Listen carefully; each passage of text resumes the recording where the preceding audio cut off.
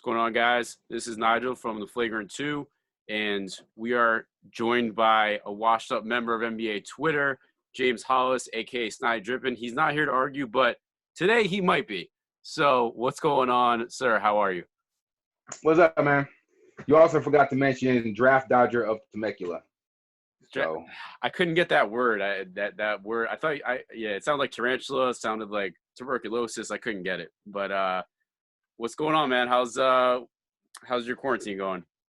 I'm not quarantined, bro. I'm going to work every day, Monday through Friday. I'm an essential personnel at my job, so still working. I miss the gym. I'm just doing a lot of push-ups and stuff here, and just kind of I've actually. It's funny because Twitter even with more time off, I've taken like a step back. So all these silly arguments about the Last Dance and GOAT, I don't even really pay attention to anymore. Yeah, well, you are an essential member of Twitter. You got 20, 30,000, was it 30,000 Twitter followers, something on that? Something like that.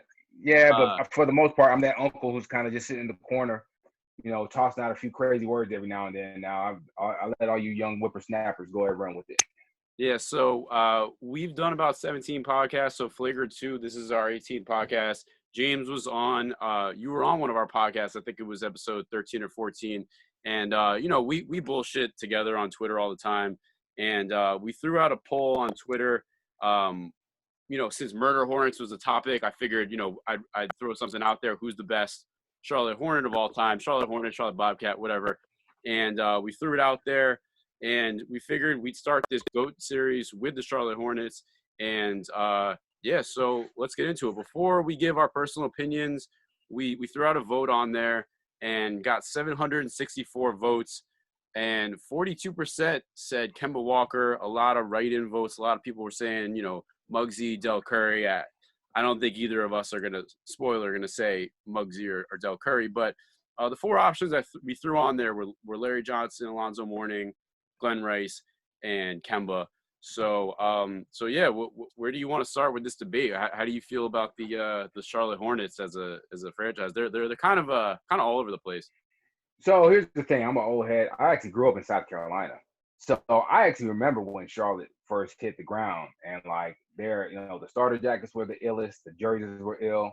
I used to try to draw the Hornet, like it was cool. So I feel like the Hornets, they've been around enough to garner a little respect, and they even had some years in the garner respect. But in recent years, the Bobcat years, and even recently with Kemba, it's one of those franchises that's just kind of like, what have they really done? We talk about the Dubs and the Celtics had their time, the Heat, and all these great. The Hornets have just been like wallowing in the backwaters of the NBA for about, I don't know, forever.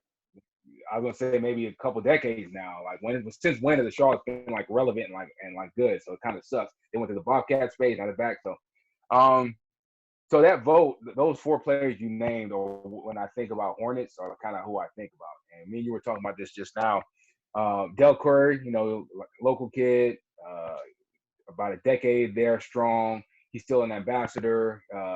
It's great, but like realistically, we'll just talk about it. Del Curry, I think his best year of the Hornets, 16 points per game. He only started like 77 out of 701 games.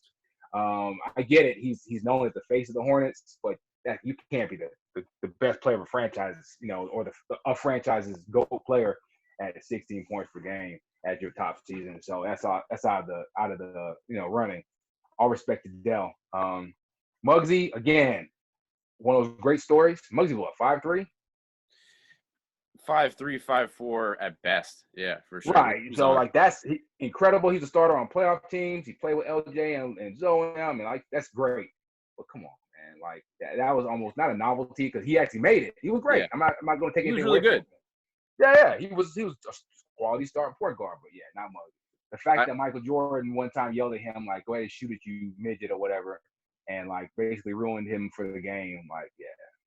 I have one great stat on Muggsy that it blew me away. So he had 2 seasons where he averaged double-digit assists, which honestly for anybody is good. But the other thing is 92, 93, he averaged a double-double, which is honestly insane. Like that is ridiculous. Yeah, and I think I don't realize that. Like if you look at Muggsy, you can see pictures of him. He was built. He was strong. He was like a fire plug. And he had that Marcus Smart way of getting up under guys. So even though he was tiny and sure you take advantage and shoot over top of him, you weren't going to just put him down in the post and get wrecked, because against most, like a lot of people, he was strong enough to hold his own kind of, at least a little bit. So Yeah, so we discussed kind of who the contenders are. So I think I'll give you the floor. What do you think is who were you debating on when you were saying to yourself, all right, like this guy's either the best or maybe runner up? Like what was the determining factor in you actually figuring out like who's the best Hornet, who's the GOAT Hornet? you know what? I think immediately, like the people we named, the first four people, I think they come to mind. Alonzo Mourning, the iconic picture of him making that game-winning shot in the playoffs and then falling on the ground, his arms up. You remember that? I don't know if you remember that. That's like, I think about Zoe. I don't know, Larry Johnson, Grandmama. He had a great run as a Hornet. Him and Zoe together were a nice duo. And then I think Glenn Rice. And you're gonna have to school me on this, because for some reason I always think Glenn Rice is an OG Hornet, a great underrated scorer. I think I've heard guys like a lot of players from back then, they'll say, you know what, who's the dog? Glenn. I think I was listening to the podcast with Quentin Richardson and Darius Miles. I think somebody came on that show and was talking about how Glenn was a bucket. So you think about that. But then you also think about Glenn Rice as a Miami Heat and whatever else. So, and then honestly, the reason you're saying Kemba, I think, won your poll. Is there some recency bias there? For sure. He's the only player who's been there in the last 30 years. If people voting in that poll are 20, 30 years old, he's the only one they really know. And Kemba was great there. He was great. We just talked about this. So it's like I think about moments with Alonzo. I think Larry Johnson and his personality and the whole grandmama thing was such a big deal. Him and Zoe kind of helped put the team on the map, especially Larry Johnson. They actually kind of established some kind of fun culture there. Then I think, again, Kemba was carrying the torch by himself for so long. Sure, didn't have a lot of success, but Kemba has turned himself into a legit borderline, multiple all-star, but borderline, top 15, top 20 player, almost through sheer force of will. He went from being a non-shooter to a great three-point shooter. He went from being off the dribble, everything in Charlotte, and he wanted to stay there. So he wanted to be there. That means a lot. So that's what I think about, and I'm still kind of, even just having this conversation with you, I've kind of waffled and flip-flopped about who I think is the greatest Hornet. Fun fact about Glenn Rice, and I definitely factor in culture, I factor in impact, I factor in playoff success. The tough thing about the Hornets is that none of these guys have playoff success. Like there's not one Hornet who could say who had like an Iverson moment, like, yo, I took my team to the finals. Like nobody did. Like I believe LJ and Glenn Rice both played 9 playoff games, which was the most for anybody in that era. Glenn Rice, fun fact, was on the cover of In the Zone 98 as a Hornet, so I give him some props for that. That's being on the cover of a video game as a Hornet. I'll give him stuff from that. But yeah, Glenn Rice. I've never even heard of that game. I have no idea what that is, but props to Glenn Rice. In the Zone was it was like pre-live, pre-2K. It was it's not pre, just saying 98, because Live 98 was around, and Live 98 was hot. All right, so pre-2K. There you go.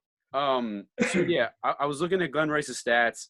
He put up, honestly, we know Glenn Rice is a great player in Miami. He really had his best years as a Hornet. He made 3 All-Star teams as a Hornet. Again, playoff success is tough when it comes to this. We're gonna have to draw our own conclusions because nobody really had unreal success. But the interesting thing about him is he made 3 All-Star games in his career. All 3 of them were Charlotte. So I think that definitely plays a factor. But for my GOAT Hornet, I would say it'd probably be Larry Johnson. 5 years there, he made 2 All-Star teams, Rookie of the Year, was in Space Jam. He had the Grandmama campaign.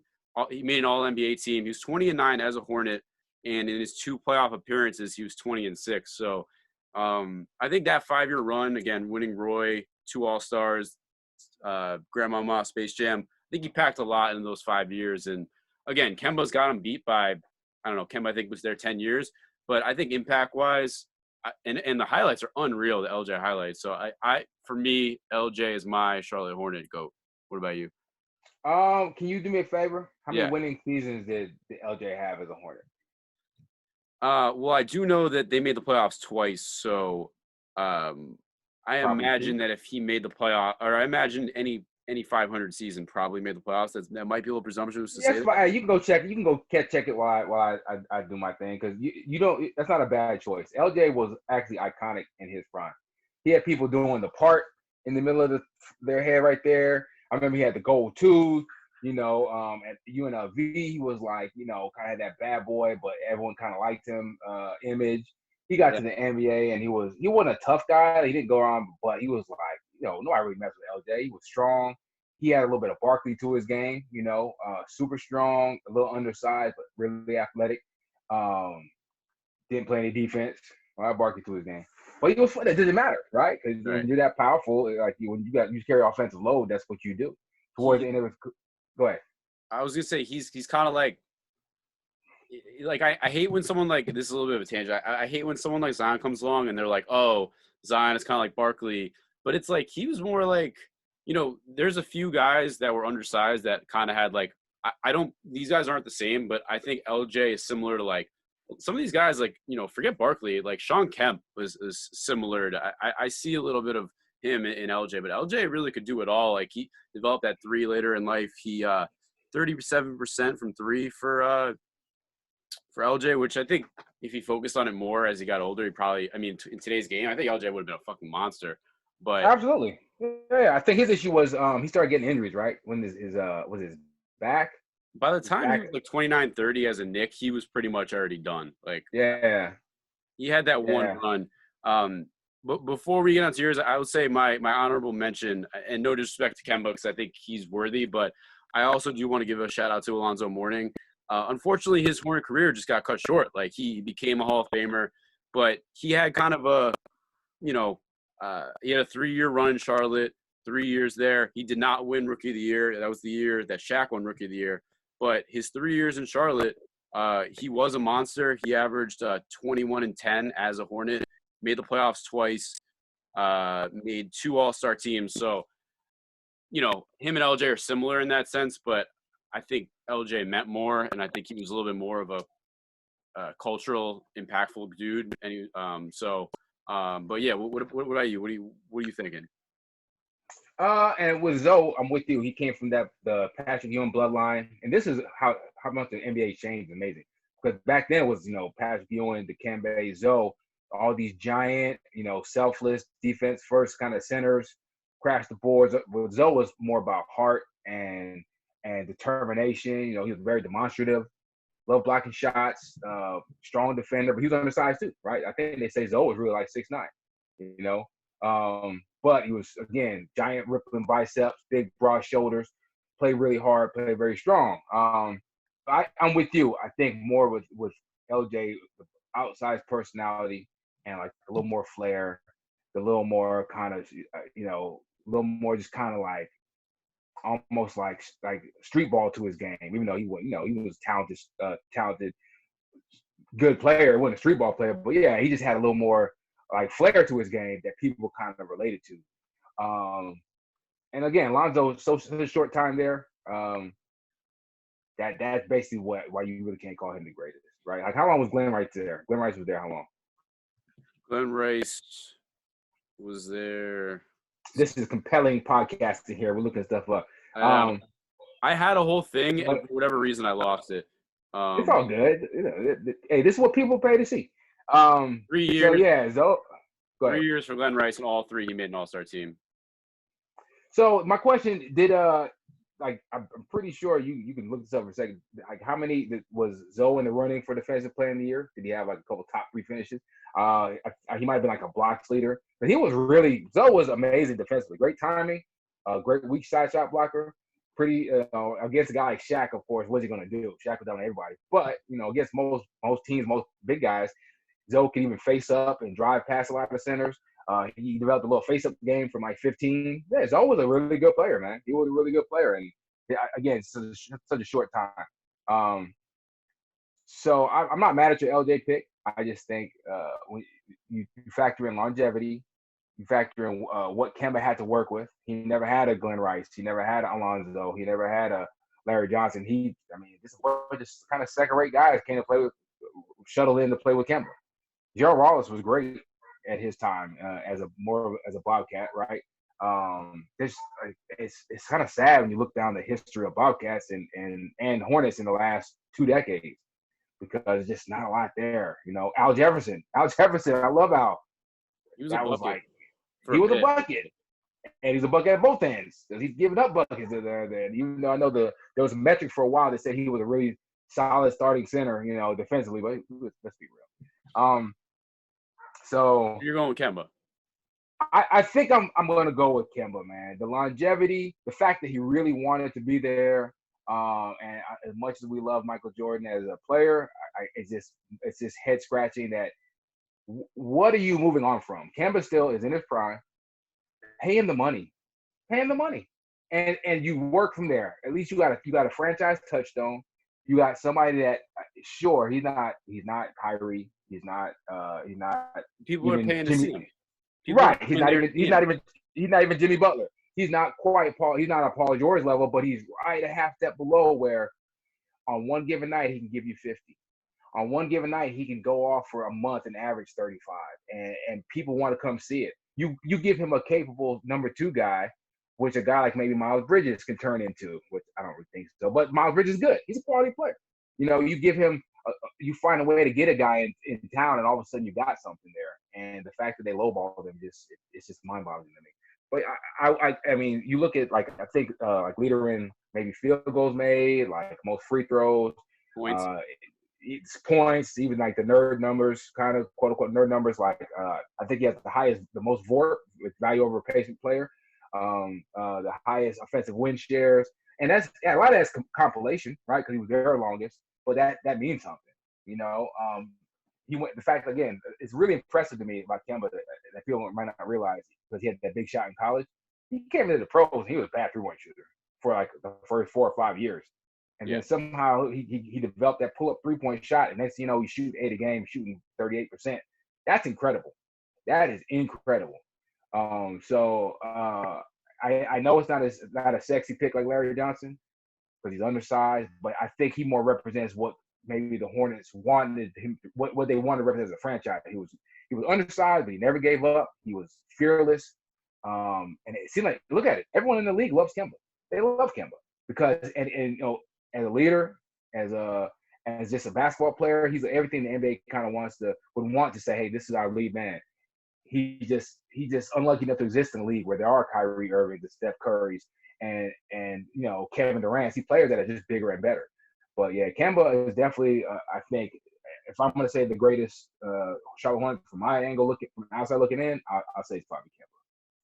Yeah, I think to your point, it's like one of those things where, like you said, he's not one of the 7 or 8 best players in the NBA. If like a Kawhi or a Paul George or a LeBron is like a 9 or a 10, he might only be a 7 or an 8. But you know what? Like for a small market team, he is like a small market franchise player. Like he fits that perfectly. Like everybody's got his jersey. Like if I lived in Charlotte, I would have a Kemba jersey, and I would be going there to see him. And to your point, I kind of see it from both angles. I see signing him and just having him be a Hornet for life, best Hornet ever. That's super marketable. You retire his jersey. They'll probably do that anyways. But I also see the flip side where MJ was probably like, we're not winning with or without him. We barely ever make the playoffs.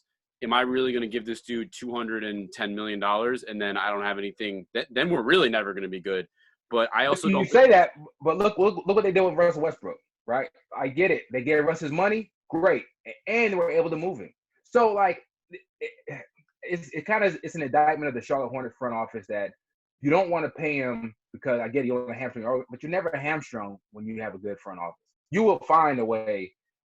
Kemba, let's say you max Kemba, right? And let's say in a year you decide to move on. 2 years, you guys mutually decide to move on.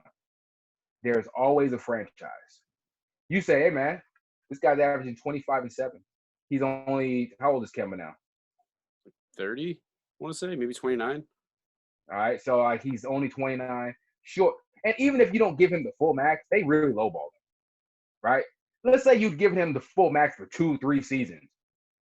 Is that hamstring you long term? No. And is that movable? That's very movable because now he's expiring in like 2 years. So some teams said, all right, we'll get him because he can play, and we're gonna lock him up at a lower number in like 2 years. So the Hornets I think did a pretty piss poor job in how they handled the Kemba situation. I don't know, whatever. It's all we're just making stuff up, right? It's all hypothetical. Yeah.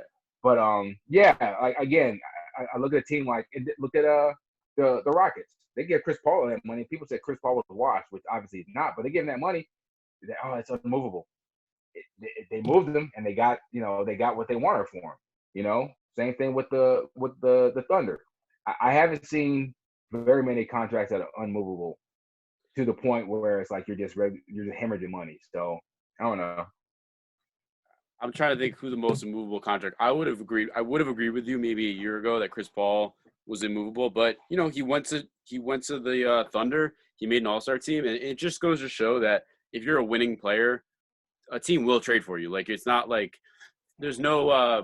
I'm trying to think of any guys that have like 40 million. Like, I don't know if you follow baseball much, but like guys like Albert Pujols, Miguel Cabrera, these guys. All right, that's technical foul. Technical foul. This is a basketball podcast. We're not going to start talking about baseball contracts. Just because I got a Yankees hat on, I don't give a damn about baseball. I like the color of this hat is why I'm wearing it. So, no, we're not doing the baseball thing. I only brought that up because there are guys who are 39, 40 years old who you cannot move their contract, and they have $200 million guaranteed left. There's no guys like that. Also, the contracts aren't as long. So, but yeah. Let's try to think. Who would you say? Let's do a quick thought exercise. I'm trying to think of some big contracts in the NBA that you most unmovable contract. Yeah. I get it. Russ is going to be hard because I think he has maybe 4 years left or some nonsense. But he looked really good this year. Like, why wouldn't a team, one of the kind of bargain basement teams in the East or even the West, say, you know what, we got nothing else going on. We can give some picks and get Russell Westbrook here, and he's going to play like this for 2 more years. He averaged 27, 7, and 8 this year. It's not unmovable. You know what? I have one guy who I would say, and when you say unmovable, it means that it's going to be very hard to trade them. I hate to say this because I think he was good in his moment, but I think John Wall has the most unmovable contract. He's like 2 years removed from playing in the NBA. He's got to have at least like 150 million left. And do me a favor, look that up. I want to hear the actual numbers because that's a good call. We haven't seen John Wall. We haven't seen him. It was his Achilles that he tore when he was rehabbing from his knee too. So we haven't seen him. Torn Achilles, bad knee. I hope he's staying in shape. I heard he was playing pickup like maybe right before they locked the season down. He was looking pretty good. That's why. All right, I have the contract details, and they're actually worse than I thought they were, which is really surprising. So I'm gonna say 4 years left. Yep. And it's like a supermax. So it's like 50 or 55 million a year. It's not that 48. It's not 48 quite that. Million. The final year will be 47.3, but he's got 4 years, 171 left, 38 this year, 41 next year, 44 the year after, and the final year, which is a player option, which he's gonna exercise at 47.3. Absolutely. 47.3 in 22-23 when he's 32 years old. Going on. I got a tougher contract for you than that. Okay. Al Horford. They gave Al Horford, I think, 4 years, like 110. You might be right. Al Horford is. I love Al. I'm not slandering him as a Celtics fan. I'm not trying to kill Al Horford. I think he can still be valuable on the right team. Even if they can find a way, even in Philly, they're giving him that money for like 12 points on like 6 rebounds a game. So he's on a 4 years, 109 right now. 28 this year, 27.5 next year, 27 the year after, and then at age 36, he'll be at 26.5. So I think that's a good call. Yeah, it's brutal. But the NBA doesn't have crazy, like, we're never going to see that Scottie Pippen 7-year, $18 million contract again. One, because that's crazy, but we're just not going to see 7-year deals anymore. Players don't want to sign them. They want to have these one and out, 2 and out.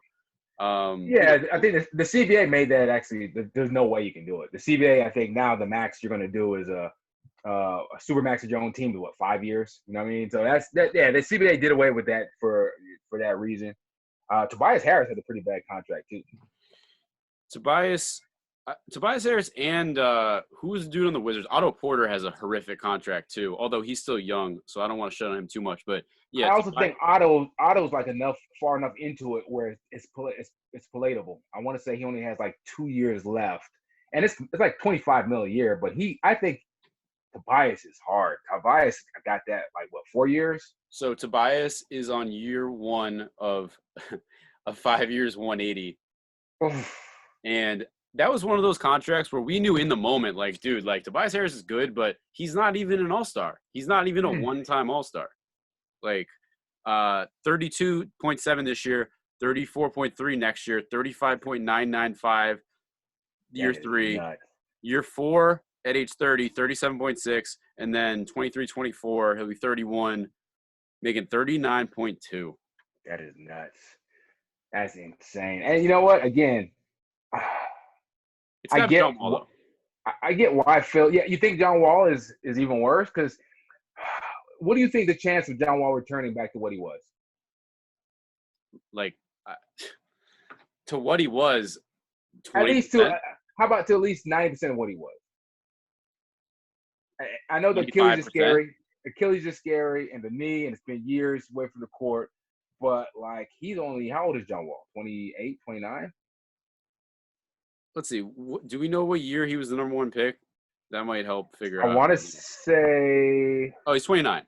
There you go. 2010 first pick overall. There you go. So he's a 10-year vet, man. Like I get it. That's a bad injury. It's a bad way, but I don't know. Man. We're not even discussing it. I just think because you're paying that much money for a quote unquote franchise level point guard versus a high level fourth starter with Tobias. That's what makes it kind of tough.